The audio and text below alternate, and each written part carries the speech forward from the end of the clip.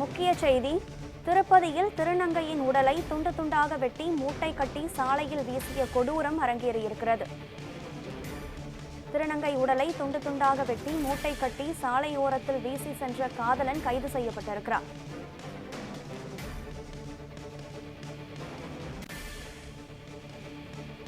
திருப்பதியில் திருநங்கை கொடூரமாக கொலை செய்யப்பட்டிருக்கிறார்.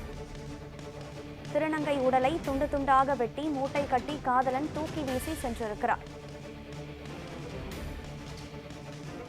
தோழியை கொலை செய்த பன்னி என்பவரை தங்களிடம் ஒப்படைக்க வலியுறுத்தி திருநங்கைகள் அங்கு ஆர்ப்பாட்டத்தில் ஈடுபட்டு வருகின்றனர்.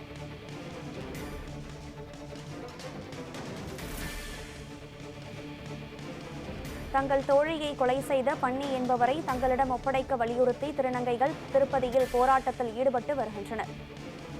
இதுகுறித்த விவரங்களுடன் இணைகிறார் நமது செய்தியாளர் ஸ்ரீனிவாசன். ஸ்ரீனிவாசன், வணக்கம். இந்த சம்பவத்தின் பின்னணி என்ன? திருநங்கை எப்படி கொலை செய்யப்பட்டிருக்கிறார்? அங்கு போராட்டத்தில் ஈடுபட்டிருக்கும் மற்றைய திருநங்கைகளினுடைய கோரிக்கைகள் என்னவாக இருக்கிறது?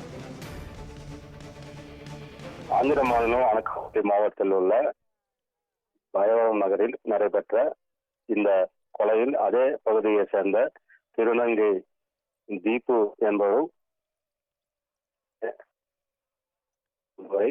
காதலித்து வந்துள்ளார்.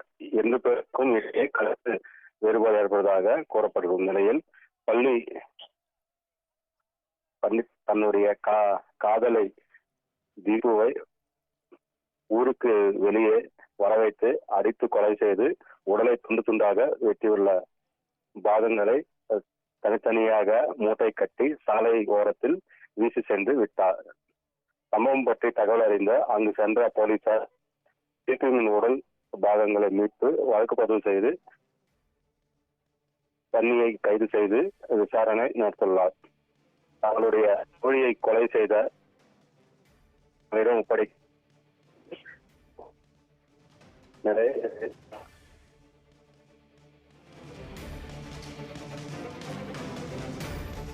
விவரங்களை வழங்கியமைக்கு நன்றி சீனிவாசன்.